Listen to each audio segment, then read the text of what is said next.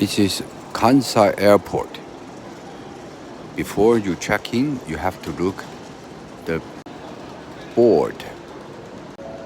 For example, you take Shanghai Airport,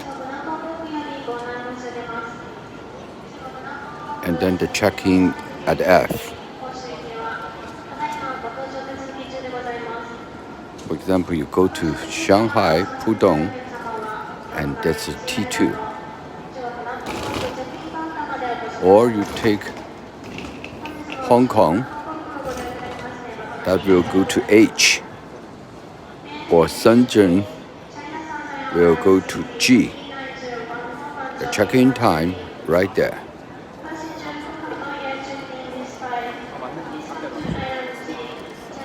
Okay, this is Japanese side.